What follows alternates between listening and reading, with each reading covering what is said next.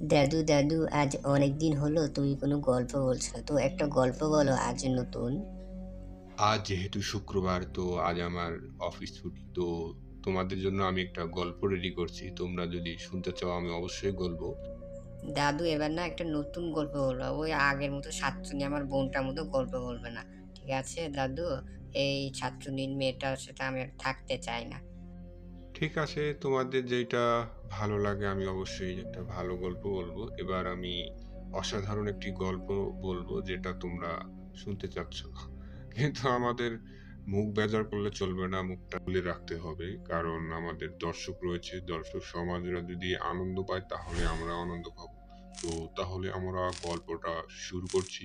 তোমরা গল্পটা শোনার জন্য প্রস্তুত হয়ে যাও এবং নতুন নতুন সত্য ভূতের গল্প পেতে চ্যানেলটি সাবস্ক্রাইব করুন। তো দেরি না করে গল্পটি আরম্ভ করছি। রাত 12টা পেরিয়ে গেছে। আমরা চার বন্ধু, আমি, রিফাত, তানজিম আর আরিফ, বান্দরবানের জাদিপাই ঝর্ণা দেখে ফেরার পথে ছিলাম। পাহাড়ের সরু কাঁচা রাস্তা, দুপাশে ঘন জঙ্গল। মোবাইলের নেটওয়ার্ক নেই, চাঁদ নেই, শুধু আমাদের টর্চ আর হেডল্যাম্প। হঠাৎ রিফাত থেমে গেল। শুনছিস? কে যেন ডাকছে। আমরা কান পেতে শুনলাম। দূর থেকে একটা মেয়েলি গলা, খুব মিষ্টি কিন্তু একটু ভাঙ্গা ভাঙ্গা। ও ভাই, একটু দাঁড়াও। আমি পিছনে পড়ে গেছি। আমরা চারজনে চারদিকে তাকালাম, কেউ নেই। জঙ্গলের ভিতর থেকে আবার ডাক। আমার পা মুচকে গেছে। একটু হাত ধরে তুলে দাও। তানজিম হাসলো। ভাই, এটা পাহাড়ের বম ঝিরি। শুনেছি এরা এইভাবে ডেকে নিয়ে যায়। চল, পাত্তা দিবি না, এখান থেকে আমরা রওনা দিই। কিন্তু আরিফ থেমে গেল। তার চোখে কেমন যেন একটি ঝুলঝুল করছে।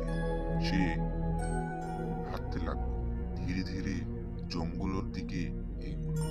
আমরা তিনজনে ডাকছি, কিন্তু সে শুনছে না।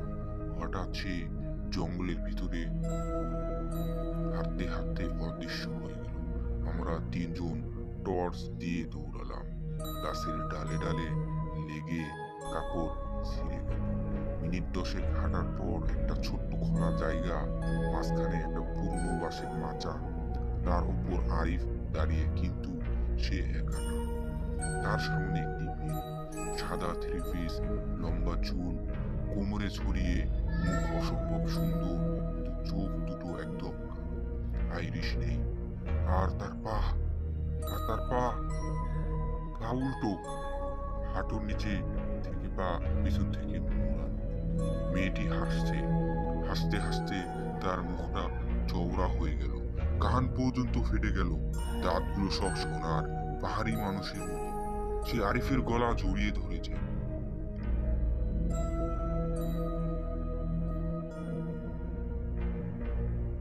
আরিফের চোখ উপরে উল্টে গেছে, মুখে ফেনা। আমরা চিৎকার করে ছুটলাম, কিন্তু পা যেন মাটিতে আটকে গেল। মেয়েটা ঘুরলো, আমাদের দিকে তাকিয়ে বলল, বিয়ে আমরা চারজন এসেছি, একা চারজনকেই নিয়ে যাও, চারজনেই। তারপর সে হাত তুললো, তার নখগুলো লম্বা, কালো, বাঁকা। এক ঝটকায় আরিফের বুক চিরে দিল, হৃদয় বের করে নিল। তাজা, টুকটুক টুকটুক করছে। সে সেই হৃদয় মুখে চেপে চুষতে লাগলো। রক্ত তার সাদা কাপড়ে পরে লাল হয়ে গেল। আমরা তিনজন পালাতে গেলাম, কিন্তু পিছন থেকে শুনলাম পায়ের শব্দ, উল্টো পায়ের শব্দ, টক টক টক টক টক টক, কিন্তু খুব দ্রুত। মনে হলো সে আমাদের পিছনে ছুটছে, কিন্তু দৌড়াচ্ছে না, ভাসছে। আমি একবার পিছনে তাকালাম, সে আমার পিছনে, মুখে রক্ত, চোখ কালো, হাতে আরিফের হৃদয়। সে হাসছে। তারপর অন্ধকার। পরের দিন সকালে লোকাল চাকমা গাইডরা আমাদের তিনজনের লাশ পেল। গলায় গভীর নখের দাগ, বুকে বুকে হৃদয় নেই। আরিফের লাশ পাওয়া গেল না, শুধু তার জুতো জোড়া পাওয়া গেল মাচার নিচে। আর সেই মাচার উপর একটা লাল লিপস্টিক দিয়ে লেখা ছিল, আমার বিয়ে হয়ে গেছে। আরো তিনজন লাগবে। তো বাচ্চারা, গল্পটি কেমন লাগলো? যদি ভালো লাগে সাবস্ক্রাইব, কমেন্ট, শেয়ার করতে ভুলবে না।